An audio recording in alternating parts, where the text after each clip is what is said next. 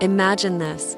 It's Friday night. Your phone buzzes on the nightstand with a notification. It's a group text. Everyone's heading to that new spot downtown. It's going to be packed. The energy is amazing. You have to come. For most people, that text is a dopamine hit. But for you, your soul practically leaves your body.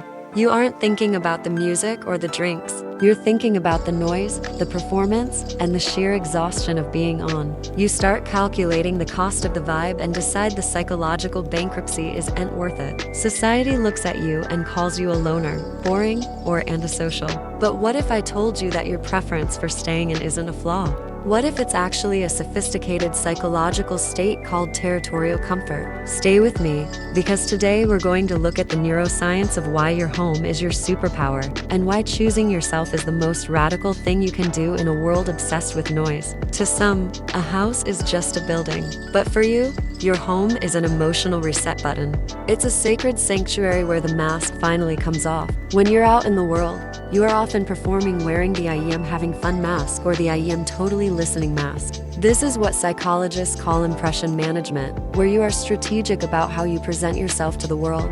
It is physically and mentally exhausting. The moment you hear the click of your front door locking, the air changes and the world stops demanding something from you.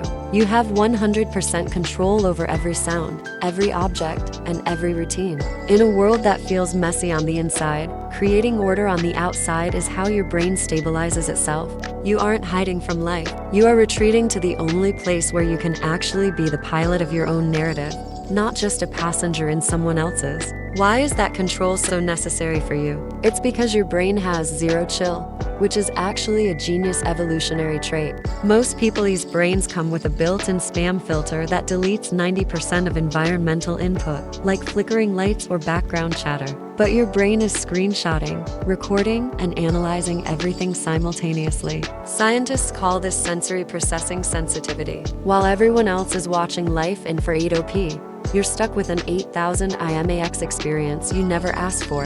You notice every micro-expression on a stranger's face and every tonal shift in the music. Approximately 20% of the population has this heightened sensitivity, meaning your nervous system is permanently set to perceive everything or die trying. When you choose to stay home, you aren't being boring, you are opting out of a system that was never designed for minds that feel this deeply. There's also a chemical reason why you'd rather befriend a cactus than go to a party. It comes down to your dopamine sensitivity. Think of dopamine like spice tolerance. An extrovert needs the whole jalapeno of a loud crowd to feel a buzz. But a person who loves solitude only needs one flake of red pepper to reach optimal stimulation. When extroverts walk into a crowd, their brains throw a dopamine parade with fireworks and confetti. Your brain, however, runs on acetylcholine, a neurotransmitter that rewards introspection, deep focus, and being alone. While others need external stimulation to feel alive, you need internal space to access your full operating system. Neuroscientists have even discovered that introverted brains often have thicker gray matter in the prefrontal cortex, the area responsible for complex thinking. When you're doing nothing at home, your brain is actually composing symphonies while everyone else is listening to elevator music. One of the most damaging lies is that humans are broken Lego pieces searching for a matching brick to be complete. But people who thrive in solitude have realized they are a whole set already. Psychologists call this unsociability a calm, confident preference for your own company that is distinct from being antisocial hostility or avoidant fear. In Japan, there is a word for this, Hitori. Alone time is celebrated there, with solo seating in restaurants and solo karaoke booths, because they recognize that existing with yourself is a form of social intelligence.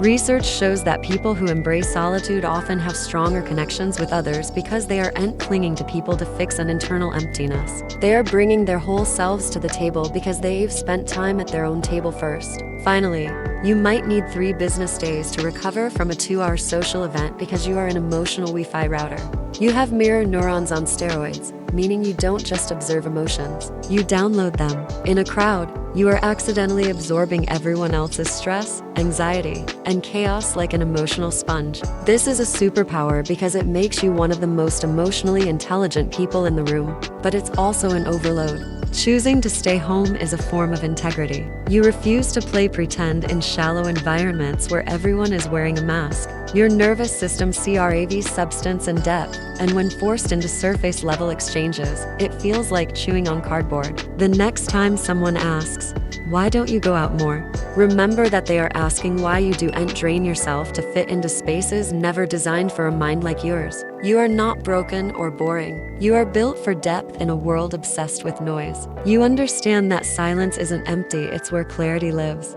If this exploration of your inner sanctuary resonated with you, please hit that like button. It helps this message reach others who are tired of being told they are broken just for loving their peace. If you want to keep making sense of your beautiful, complicated brain, hit subscribe and join our community where we break down everyday habits simply.